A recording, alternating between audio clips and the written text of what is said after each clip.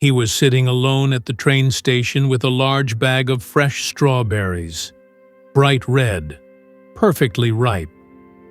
But when someone asked if he was selling them, he softly said, "No, these aren't for sale."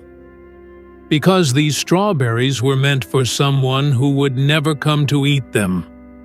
And once you hear why, you'll understand why some promises break the heart forever. It was a calm morning in a small American town when Daniel stepped out of his house to catch an early train to the city for work. The station was unusually quiet, the kind of stillness that made every sound echo a little louder. As he waited, Daniel noticed a man sitting alone on a bench at the far end of the platform. His clothes were worn, and beside him sat a large bag filled with fresh red strawberries, bright, sweet, and beautifully ripe. Curious, Daniel walked closer and asked kindly, "Are you selling those strawberries?" The man didn't look up. He quietly replied, "No, these aren't for sale." There was something in the way he said it, gentle but full of sadness. Daniel sat beside him and gave a small, friendly smile. "You're sitting here with a whole bag of strawberries, but you're not selling them? What's the story?" The man slowly lifted his head. His eyes were red from crying, and Daniel immediately knew this wasn't just about strawberries. After a long breath, the man began speaking.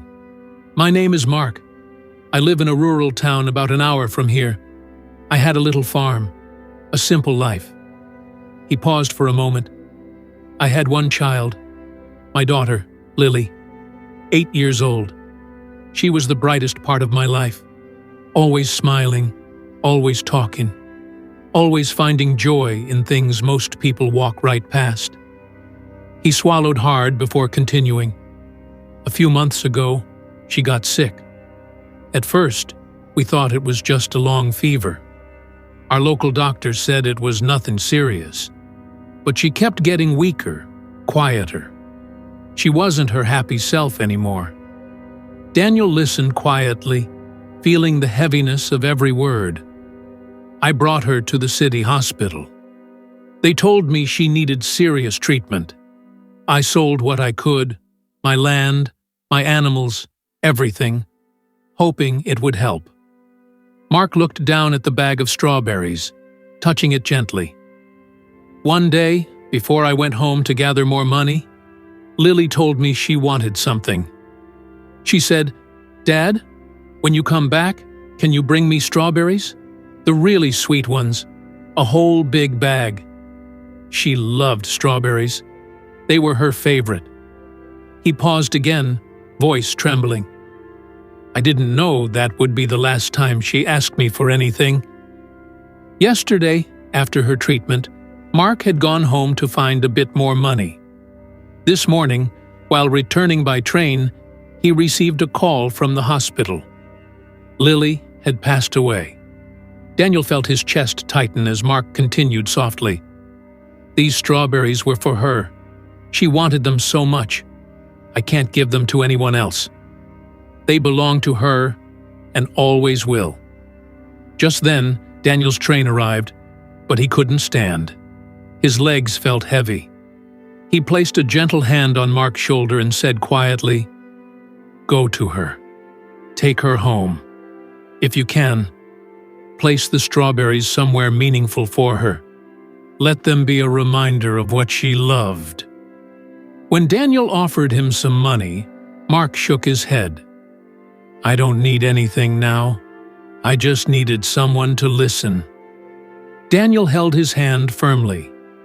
"I'll buy strawberries today in Lily's memory. I'll tell others to do the same. She'll be remembered." The train's whistle blew again. Daniel finally stood and walked toward it, life pulling him forward. But Mark had no rush anymore. No more searching for doctors, no more late-night worries, only a quiet world and a bag of strawberries that would never reach the child who wished for them. And somewhere, In the hearts of those who hear Lily's story, she will live on, sweet and gentle, like the strawberries she loved. If this story touched your heart, even just a little, please take a second to like this video. And if you believe stories like this, stories about love, loss, and the moments we take for granted, deserve to be remembered, then subscribe to the channel. Because sometimes, one story is enough to remind us to love harder before it's too late.